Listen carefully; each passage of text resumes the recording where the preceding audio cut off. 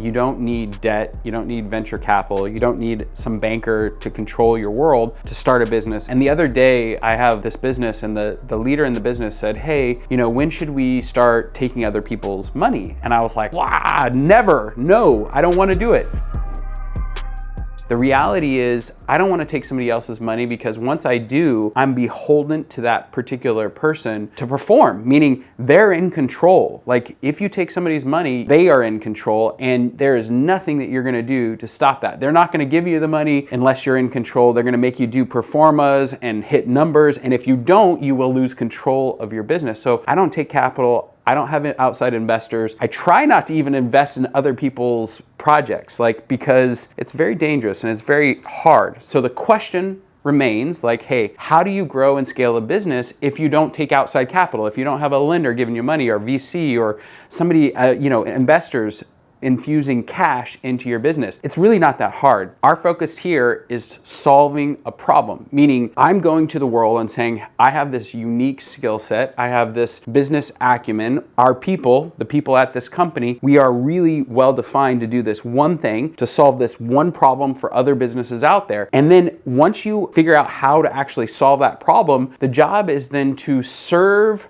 those clients as if the whole world depends on actually making that problem go away. And so step one is just define a problem that's large enough to grow revenue and actually go out there and solve problems for other business owners. Number two is serve them at such a high level that you become indispensable to their business model. Number three, really make sure that the cash flow inside your business sustains growth. So I'll give you a quick example from our business. We are a staffing company and we have leverage and we help thousands of customers. And we would do the work and then get paid. The problem with that model was, we were waiting on people to pay us. We would pay our virtual professionals and then we'd wait for the customer. Well, that model needed a line of credit from a bank or outside investors because we were floating capital, sometimes 2 weeks, 4 weeks, 6 weeks out. And that model is bad for business. So we changed to a subscription model and we charge our clients up front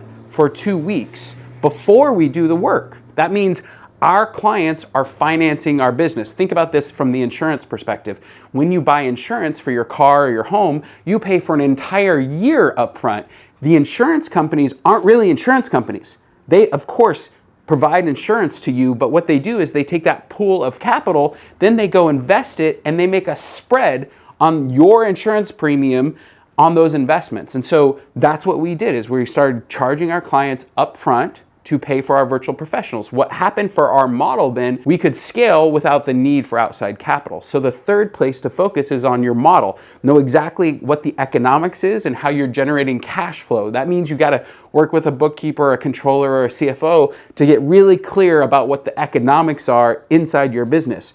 Number four, hire talent and have them focus on adding value to your business. Meaning a lot of people are like, I don't want to do this anymore, so I'm going to delegate or leverage this. I'm going to hire somebody to give that work away. That is not the path to growing a successful business. The path is, what are the biggest problems inside your business? How would you double? How would you triple? And then who do you need on your team in order to actually do that? This is the fourth place to look at. Who do you need so you can double your business? Number five is you have to build systems and processes inside your business that scale and grow your business. If you focus on those 5 things, you don't need outside capital, you don't need an investor, you don't need VC money, and nobody can control your destiny, which is the most important thing if you're an entrepreneur and a business owner. Now, if you choose to take capital, meaning you get all those 5 things and then you choose to get capital, the only way that I would ever take money from somebody is it has to be smart money and it needs to be an injection of capital that I can't do on my own. Meaning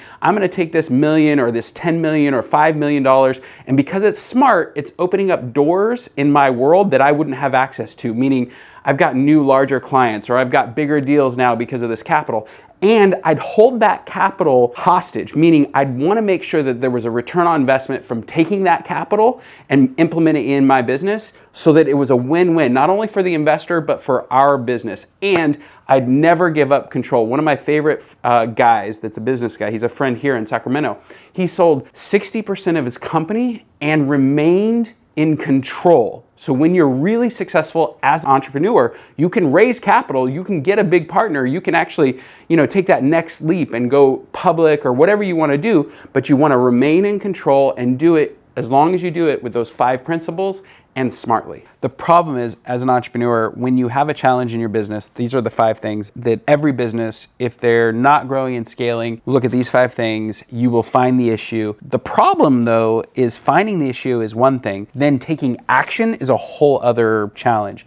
Because taking action means you probably don't have the skill set to fix this.